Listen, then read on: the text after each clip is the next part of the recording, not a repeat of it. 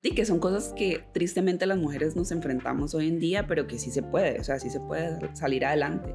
¿Cómo sentís que te ven otras personas? Porque no es la misma presión que siente un hombre cuando tiene éxito en un negocio al que puede sentir una mujer, ¿verdad? Sí, no, total. Yo me he enfrentado a muchas situaciones puntuales que yo en mi interior digo, esto no se lo hubieran hecho un hombre, o esto no se lo hubieran preguntado a un hombre, ¿verdad?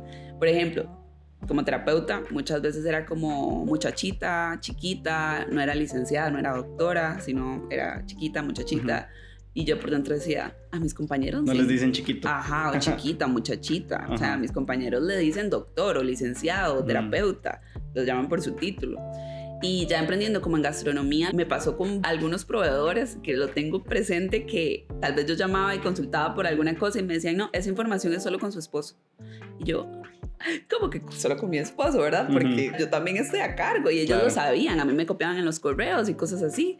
Entonces, como ese tema tal vez del machismo sí lo sentí bastante, pero yo creo que es un tema también como de carácter por parte de la mujer, no importa, o sea, que era lo que hacía en ese momento mi esposo, escribir un correo y decirle la información, se la copian a ella, o lo llamaban y él es que es con ella, o sea, como también él me apoyaba en esa área, ¿verdad? Como de dar el lugar para que entendieran que no era directamente con él por ser hombre, o cuando a mí me decían muchachita, ni les contestaba muchas veces hasta que me llamaban, ya fuera por terapeuta, por mi nombre, por licenciada, o sea, por el título que es.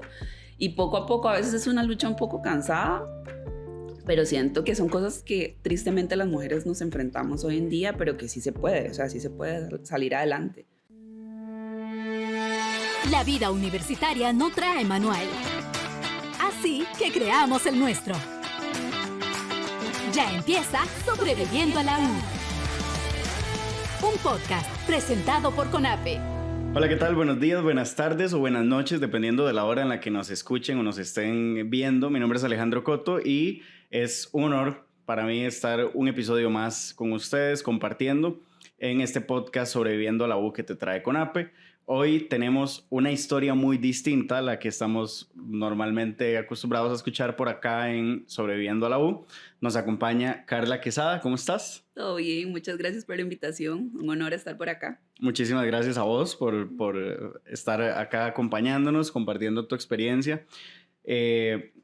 Una breve introducción. Carla estudió terapia respiratoria, se vino de la zona sur a estudiar a San José.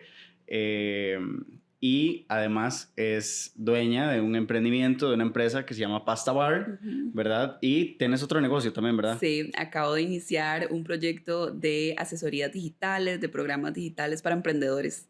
Entonces también. Ahora ya son 2 y si le sumo el tema de redes, son 3. Doble, triplemente emprendedora. Sí, entonces, sí. Bueno, es un testimonio bastante interesante y poco común, digo, porque yo creo que durante todos los episodios, el único que ha sido como foráneo en San José ha sido yo. ¿de verdad? ¿No yo vengo de Turrialba, entonces ese tema de venir del pueblo a estudiar a la capital, ¿verdad? Es algo que a mí me toca mucho, ¿verdad? Sí. Y que yo sé que a muchas personas que escuchan el podcast, muchos jóvenes, ¿verdad? Y tienen tal vez ese miedo de salir de sus pueblos, de, no sé, San Carlos, de Punta Arenas, de la zona sur, de Perceledón, etcétera. Sí. O de Turrialba incluso, o Siquirres, Guapiles. Exactamente. Y venir a estudiar a la capital. ¿Cómo fue ese proceso para vos? ¿Qué fue lo que te llamó la atención en un inicio de terapia respiratoria? Porque tengo entendido que también ejerciste tu carrera varios años. Sí, la ejercí por 6 años, sí, casi por 6 años. Y en realidad, a ver, yo como que tenía la espinita de que quería estudiar algo en salud, solamente que no, en aquel momento no quería ni enfermería, no quería medicina, no quería nutrición, entonces era como, bueno, entonces, ¿de qué quiero estudiar de salud? Sí, esas son como las normalmente más conocidas, y sobre todo allá en un lugar como Golfito. Yo soy del sur, pero de muy al sur, casi con la frontera con Panamá. Entonces, en realidad allá no habían muchas universidades que dieran casi que nada de salud, y aparte de que las que estaban en el centro de Golfito tenían creo que como 2 o 3 carreras en aquel momento, las privadas estaban lejos, como a 2 horas, y tampoco daban muchas carreras, entonces era limitado. Y bueno, yo nada más desarrollé como ese gusto a las ciencias de la salud, creo que en el cole. Y bueno, ya luego conocí terapia respiratoria. y me llamó muchísimo la atención porque es una carrera muy específica, poco conocida, se trabaja mucho en hospital, que era más o menos como lo que vos querías. Hacia donde yo quería ir. Y ahí fue donde te desarrollaste esos 6 años. Sí, trabajé en eso, solamente que trabajé en la parte privada, no trabajé en el sector clínica, público, ajá. sí, trabajé en la parte de hospital privado y también emprendí, digamos, ese fue mi primer emprendimiento en mi carrera, o sea, en lo que fue terapia respiratoria, en mi temporada. ¿Tuviste tu propio como consultorio? Sí, inicié primero trabajando por disponibilidad para un hospital. Y a la vez me ofrecieron un espacio en un consultorio porque en aquel momento yo no tenía como para pagar un alquiler de un consultorio porque estaba saliendo de la U. Entonces trabajábamos como por porcentajes, digamos, los pacientes que yo llevaba, el hospital se dejaba una parte y yo me dejaba el resto porque ellos me daban el espacio y me ayudaban como a agendar citas y todo ese tema. Y bueno, de ahí empecé a darme a conocer en redes, empecé a hacer publicidad. En aquel momento ya yo tenía un poquito claro la importancia como de utilizar las redes sociales, porque ya yo estaba como en ese mundo, que también fue como una casualidad, la verdad, de la vida haber llegado a las redes, pero me sirvió para iniciar este emprendimiento de dar a conocer terapia respiratoria, no solo como una carrera netamente hospitalaria, sino también algo que uno puede dar en consulta, que de hecho es así. Ya hoy en día es más conocida, creo. Igual no tanto, pero creo que la pandemia sí nos ayudó un montón a darnos a conocer a todo el gremio de terapia respiratoria. De terapia respiratoria, sí, claro. Sí, full. Carla, y del 1 al 10, ¿qué tanto te gusta la pasta? Bueno, un 11, 12, o sea, es... Un 11, 12. En mi comida favorita está en mi top 1. Me encanta, siempre me ha encantado todo lo que es la pasta. Ok, porque de ahí nace, me imagino, tu negocio, tu empresa de Pasta Bar. Contanos un poco cómo fue cambiar de rumbo de terapia respiratoria, del área de la salud, a la industria de alimentos y emprender Pasta Bar. Sí, en algo totalmente ajeno a lo que yo estudié. Fue algo inesperado. Yo creo que esa es la palabra. O sea, como que yo para ese momento, que fue más o menos en el 2021, 2020 empezaron las conversaciones con mi socio, que en ese momento era mi pareja, y él siempre me decía como, yo quiero también emprender en algo, porque él me veía que yo, si bien no era que tenía todos los días libres, pero podía acomodar a mis horarios a conveniencia, ¿verdad? Yo podía cerrar mi agenda, etc. Él siempre había tenido un trabajo más corporativo, entonces de 8 a 5, mucho más limitado, que pedir vacaciones, que todo lo que ya sabemos que eso conlleva. Entonces él como desde hacía bastante tiempo me decía como, yo quiero tener algo propio también. Entonces creo que fue también como en un viaje que habíamos visto un concepto similar a lo que es hoy Pasta Bar. Dijimos, mira, no hay nada similar allá en Costa Rica, pero no teníamos el capital, los dos estábamos muy jóvenes, no vivíamos juntos, no teníamos como los recursos en ese momento, fue algo que se dejó ahí. Y para ese momento yo ya no tenía un consultorio, sino que había emprendido y había hecho una clínica con 2 socios, con 2 colegas. Entonces yo estaba full de trabajo, estaba la pandemia ahí en el medio y él fue como, no sé, o sea, siento que paso demasiado en la casa, quiero ver qué hacemos. Y bueno, se nos prendió como... Él estaba teletrabajando, digamos. Sí. Y ahí fue donde empezó como a darse más esta idea, como a concretarse de, ok, hagamos la sociedad, porque yo soy muy así. Si a mí me dan pelota con una idea, yo, bueno, ok, pero mañana hacemos esto. O sea, no me estés diciendo con plazos y todo. No me estés diciendo por 5 meses que quiero y no hacemos, ¿verdad? Sino que, ok, entonces de aquí a tal fecha tenemos que tener una sociedad establecida, luego empezar a hacer, no sé, como el tema del diseño y ya empezar como a darle forma. Y bueno, así fue como pasó y para finales del 2022 ya abrimos. Ya vamos a cumplir 4 años. ¿Y qué es Pasta Bar? Para la gente que no conoce el emprendimiento, que no ha ido. Bueno, ¿verdad? Pasta Bar es un restaurante de pastas, pero con un concepto en el que vos puedes personalizar tu plato. Entonces, primero es pasta fresca, la hacemos todos los días. Ya tenemos como un stock que sabemos que o casi que llegamos o a final de la tarde se tiene que hacer un poquito más porque tal vez se ha terminado para garantizar que sea 100% fresca. Y entonces además vos llegas, escoges tu tipo de pasta, escoges el tipo de salsa y escoges lo que sea que le quieras poner. Entonces es a libertad 100% el cliente su combinación. Y tenemos, bueno, acompañamientos, que brusquetas, que bites de mozzarella, acompañamientos como para que las personas puedan ahí compartir, ¿verdad? Y Me gustaría consultarte también, porque es parte de lo que queremos hacer ver en este episodio, sobre todo a las chicas, ¿verdad? El tema de que CONAPE, digamos, impulsa al momento de estudiar una carrera universitaria, otros cursos técnicos y demás, impulsa y tiene muchos beneficios también para las mujeres jóvenes que quieren, ¿verdad? De profesionalizarse o quieren mejorar su currículum en alguna otra cosa, ¿verdad? Vos como mujer, ¿en algún momento tuviste alguna limitante o algo que vos dijeras, esto se me atravesó en el camino, pero se me complicó, ¿verdad? Por un tema de que tal vez no creían mucho en mí o qué sé yo, cosas así, ¿verdad?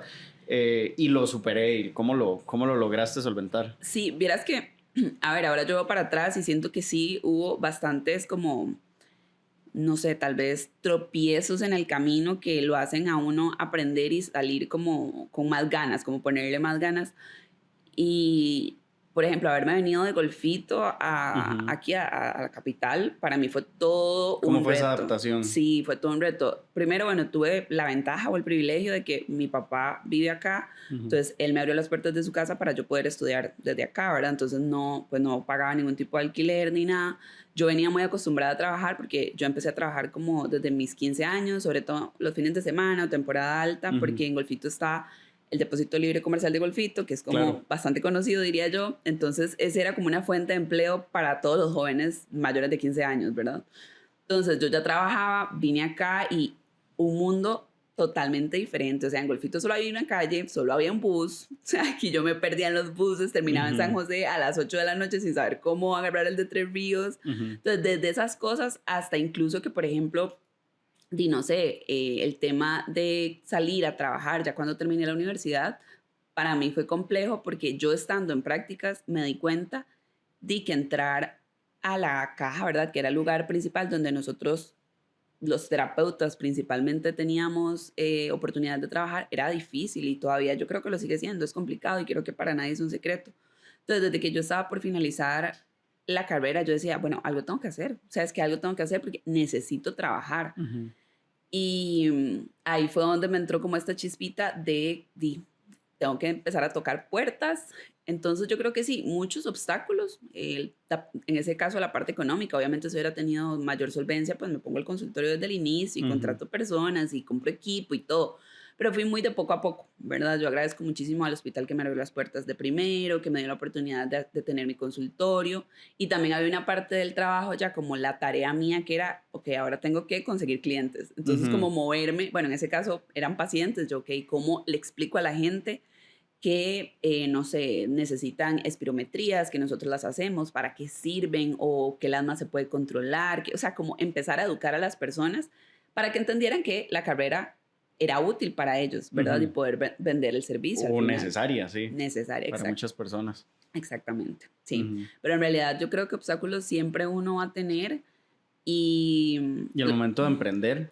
Sí, al momento de emprender hay muchísimos todos más. Los obstáculos que se le pueden ocurrir. Sí, porque tristemente yo creo que uno como emprendedor, y por eso también es que ahora yo emprendí con De Cero a Propio, que más allá de una plataforma digital donde voy a ofrecer diferentes programas para que las personas tengan las bases para emprender, o sea, desde lo que son fundamentos, finanzas, la parte legal y la parte de marketing, más allá de eso también yo quiero convertirlo en una comunidad de emprendedores, porque a todos nos da mucho miedo y también hay muchas limitantes. O sea, para nadie es un secreto que cuando uno lo tiran a emprender es como que, ¿y ahora por dónde empiezo? Bueno, ¿hago o no hago sociedad? ¿Hago una anónima o hago una limitada? O sea, como son tantas cosas. Llevo un contador, tengo que inscribirme en la caja, no me inscribo, ¿a dónde voy? ¿Puedo hacerme pyme? ¿No puedo hacerme pyme? Son tantos procesos, tantas cosas que uno puede dejar por fuera, que puede que uno hasta se agüe o se eche para atrás, pero en realidad sí se puede, pero lleva un esfuerzo. Incluso dependiendo del tipo de emprendimiento, ¿verdad? Y dónde sacó las patentes y cuánto duran y los permisos todo de salud. Eso. Sí, la municipalidad. La municipalidad. Por ejemplo, yo no sabía cuando emprendí con Pastabar específicamente que había que pagar por poner música, ¿verdad? O sea, como que en un restaurante uno tiene que pagar por poder poner música. Eso yo lo desconocía. Yo también. Bueno, ves, ahí estás aprendiendo algo. Entonces, ahí ya uno va aprendiendo. Entonces, uno tiene que pagar no sé cómo se llama eso, creo que es un permiso, pero es acá, ellos recolectan eso y es un permiso que todas las instituciones o por lo menos los restaurantes que ponen música con derechos de autor deben pagar, entonces es todo un camino de aprendizaje.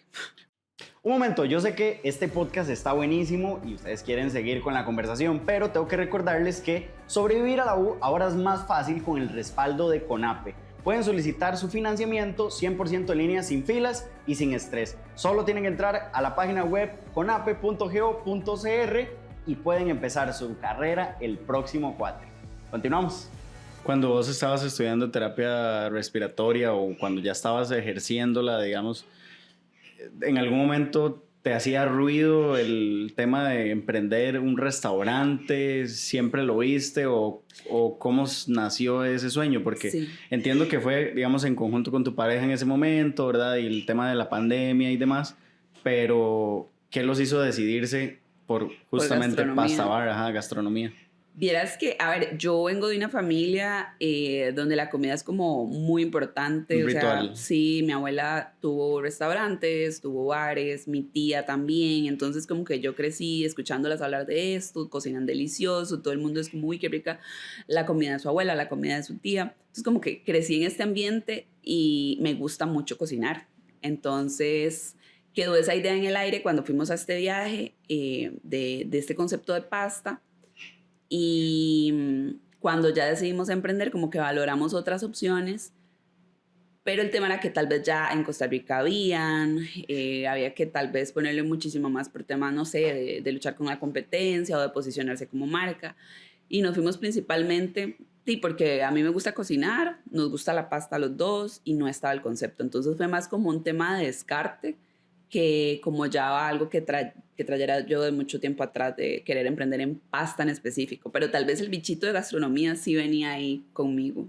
¿En algún momento te dio miedo soltar algo que ya tenías estable por un tema de emprender? ¿Cómo fue esa transición? De hecho, yo no lo solté inmediatamente. O sea, para mí fue como muy difícil. Yo me quería aferrar hasta el puro final. Yo decía, es que no, o sea, ahorita me está yendo... Mi carrera universitaria a mí me sostuvo por 6 años de mi vida, o sea, yo me mantuve con eso y hasta la fecha la honro, me gusta y como siempre digo, uno nunca sabe si el día de mañana voy a tener que volver a trabajar en eso o volverme como a actualizar y terminar trabajando otra vez en eso. Pero cuando arrancamos con el restaurante, con Pasta Bar, bueno, mi socio en ese momento seguía con su trabajo de 8 a 5, corporativo, ajá. Entonces, la carga del restaurante y en un emprendimiento, sí o sí, vos tenés que estar muy encima, ¿verdad? Supervisando, muy presente. Y se estaba acumulando mucho el trabajo porque tanto él como yo trabajábamos. Y lo que le dedicábamos al emprendimiento era las noches, fines de semana, no teníamos descanso, ya estábamos sacrificando nuestra salud mental. Y llegó un punto en el que tuvimos que sentarnos a conversar y decir, ok, vamos a valorar cuál de los dos va a dejar el trabajo para dedicarse full al negocio, ¿verdad? Porque estaba dando frutos, le estaba yendo muy bien, pero necesitábamos pulir muchas áreas que si no estábamos encima, eso no se iba a lograr. Entonces, tuvimos esta conversación y por un tema de que yo, digamos, la clínica era un emprendimiento también y lo de él era algo mucho más fijo. Yo podía tal vez resguardar el logo, la marca, tener las redes ahí en pausa y en el futuro retomarlas. Sin embargo, para él tal vez es un poco más complicado dejar su trabajo de ya mucho tiempo y luego tener que buscar algo nuevo, ¿verdad? Claro. Que en general es complicado. Y así fue como tomamos la decisión de que yo fuera quien se dedicara 100% al restaurante. Y entonces ya un año después de que habíamos abierto, yo cerré todo vínculo con terapia respiratoria y estoy de lleno nada más ahora con el restaurante y ahora las redes y mi otro emprendimiento nuevo. Que además Pasta Bar lo has ido convirtiendo como un tema de franquicia, ¿verdad? Sí, ya el año pasado... ¿Cómo ha sido empezar eso desde cero? No Pasta Bar, sino como el tema de la expansión, ¿verdad? Vieras que eso es un mundo totalmente aparte. Digamos, una cosa es como llevar a la parte operativa del restaurante y ya franquiciar como tal, sí es un mundo en el que durante 1 año y 2 meses aproximadamente estuvimos de lleno con una empresa que se especializa en hacer franquicias, porque lleva un montón de procesos, o sea, un montón de manuales, un montón de reglas, para poder franquiciar y sobre todo franquiciar bien, ¿verdad? Como sí, hacerlo. replicar lo que ya fue exitoso en otro lugar. Exacto, exacto. Entonces ahorita ya estamos en ese proceso. Tenemos casi 4 meses de haber abierto la primera franquicia y bueno, ahí vamos. Esperamos que sea la primera de muchas más. ¿Cómo ha sido, digamos, para vos como mujer vivir ese camino de no solamente de estar en el área de la salud, ¿verdad? Como terapeuta, sino también afrontar todos estos retos que se te han ido presentando dentro de Pasta Bar? Sí, bueno, si lo enfoco desde el área únicamente como mujer, o sea, no te voy a mentir, sí siento que ha sido complejo y diferente. ¿Cómo sentís que te ven otras personas? Porque, ¿verdad? No es la misma presión que siente un hombre cuando tiene éxito en un negocio al que puede sentir una mujer, ¿verdad? Sí, no, total. Digamos, yo me he enfrentado a muchas situaciones puntuales que yo en mi interior digo, esto no se lo hubieran hecho a un hombre o esto no se lo hubieran preguntado a un hombre, ¿verdad? Uh-huh. Por ejemplo, como terapeuta, muchas veces era como muchachita, chiquita, no era licenciada, no era doctora, sino era chiquita, muchachita. Uh-huh. Y yo por dentro decía, a mis compañeros no le dicen... No les dicen chiquito. Ajá, o chiquita, muchachita. Uh-huh. O sea, a mis compañeros le dicen doctor o licenciado o terapeuta. Los llaman por su título. Y ya emprendiendo como en gastronomía, lo que me pasaba era que me pasó con algunos proveedores, que lo tengo presente, que tal vez yo llamaba y consultaba por alguna cosa y me decían, no, esa información es solo con su esposo. Y yo, ¿cómo que solo con mi esposo, verdad? Porque, uh-huh. O sea, yo también estoy a cargo y ellos lo sabían, a mí me copiaban en los correos y cosas así. Entonces, como ese tema tal vez del machismo sí lo sentí bastante. Uh-huh. Pero yo creo que es un tema también como de carácter por parte de la mujer no importa, o sea, que era lo que hacía en ese momento mi esposo, escribir un correo y decirle la información, se la copian a ella o lo llamaban y él, es que es con ella, o sea, como uh-huh. También él me apoyaba en esa área, ¿verdad? Como uh-huh. De dar el lugar para que entendieran que no era directamente con él solamente por ser hombre, o cuando a mí me decían muchachita, ni les contestaba muchas veces hasta que me llamaban, ya fuera por terapeuta, por mi nombre, por licenciada, o sea, uh-huh. Por el título que es. Y poco a poco, a veces es una lucha un poco cansada, pero siento que son cosas que tristemente las mujeres nos enfrentamos hoy en día, pero que sí se puede, o sea, sí se puede salir adelante. ¿Qué fue lo más retador de tu carrera como tal? Uy, lo más retador.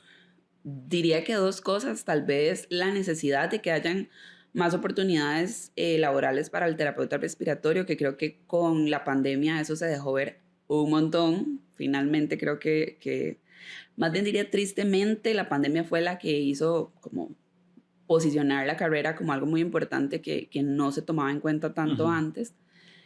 Y segundo, personalmente para mí creo que fue un reto trabajar con niños. Me di cuenta que tengo como una sensibilidad muy, muy, muy grande uh-huh. Con la parte de los niños, entonces fue un área que no quise como explorar más allá. Cuando broté en el hospital de niños fue, la verdad, la pasé difícil, o sea, uh-huh. No disfrutaba para nada, pero ya era un tema mío, ¿verdad? Como personal de esa sensibilidad que para mí sí fue un reto. ¿Y lo más retador de emprender, tanto como Pasta Bar como ahora con estos otros emprendimientos? Uy, lo más retador de emprender creo que es tal vez saber manejar el tiempo libre de uno como ser humano. Uh-huh. Por lo menos como los espacios de distracción. Sí, porque uh-huh. Uno como emprendedor es como que no tienes límite de tiempo para trabajar en lo que a vos te gusta, o sea, en uh-huh. Lo que estás haciendo, en lo que estás emprendiendo. Y al ser como un proyecto tuyo, vos querés meterle todo lo que se pueda, háblese de tiempo, de contactos, de lo que sea, o sea, vos querés estar full, y más si uno es de esas personas como yo que no tienen tanta paciencia, entonces como lo quiero todo ya, quiero que esto uh-huh. Quede ya, entonces sí me pasó mucho la factura desde que tuve el consultorio hasta ahora con De Cero a Propio, que me cuesta mucho tomarme mis espacios de descanso, y cuando me los tomo es porque ya casi que el cuerpo me lo está gritando, entonces es algo que sí, yo siento que uno como emprendedor tiene que trabajar y entender que tiene que ponerse también horarios, al final uh-huh. También es un trabajo. Así podrías decir que se puede marcar como esa línea entre, a ver, estoy haciendo lo que me encanta, estoy haciendo lo que me gusta, es mi proyecto, en mi tiempo libre trabajo en mi proyecto porque me gusta, pero el tiempo libre debería ser tiempo libre. Exacto. ¿Verdad? Así dirías vos que podrías marcar como esa línea, ¿verdad? Que es muy delgada. Es muy delgada. Sí, por ejemplo, hoy en día yo lo que hago es como que de lunes a sábado puedo hacer todo lo que tenga que ver con mis trabajos y mis emprendimientos y lo que sea, pero el domingo ni un correo contesto, ni una llamada, no grabo ni un solo video, o sea, el domingo para mí es sagrado. No siempre lo puedo cumplir, pero ahí voy, como que trato, pero sí creo que es algo importante que uno debe como analizar cuando emprende, porque a veces a uno se le va la mano y cuando se da cuenta de, ¿verdad? O sea, con el nivel de estrés a tope, no estar rindiendo, empieza a darle insomnio y muchas veces eso es full por no tener espacios libres. ¿Qué le podrías decir finalmente a una chica que está estudiando y que cree que lo que va a estudiar es en lo que va a trabajar el resto de su vida, ¿verdad? Sí, bueno. Cuando en algún momento podría aparecer algún emprendimiento, sí, ¿verdad? U otro trabajo que no tenga nada que ver con su carrera. Muy buena pregunta, porque es algo que a mí también me dio mucho miedo. Yo decía, Dios mío, estudié tantos años y ahora voy a pasarme a estudiar, a trabajar en algo que no tiene nada que ver con mi carrera. Se me va a olvidar todo, me voy a oxidar, no me voy a acordar. Si el día de mañana necesito volver, ¿qué tengo que hacer? Siento que es un miedo válido, pero yo creo que sea cual sea la carrera que uno estudie, eso lo forma a uno. O sea, le da muchísimas herramientas de todo tipo, desde cómo relacionarte con las personas, contactos. O sea, hay contactos que yo hice estando ejerciendo como terapeuta respiratoria que me sirvieron para la apertura del restaurante, porque conocí gente que trabajaba en X cosa, me acordé, busqué el contacto. Siempre, siempre, siempre, sea cual sea la carrera universitaria que uno estudie, le va a dar herramientas. Y es más, ya sea un técnico, un curso libre, lo que sea, te va a dar herramientas que vos no tenías en el momento, que las puedes aplicar en cualquier otro ámbito de la vida. Y al final tu carrera, tu profesión va a estar ahí. Es lo que yo me digo. Si el día de mañana yo necesito volver a ejercer, ¿qué hago? Bueno, me pongo a estudiar, me actualizo, y busco a ver cómo hago para volver a arrancar. Siempre se puede volver a empezar.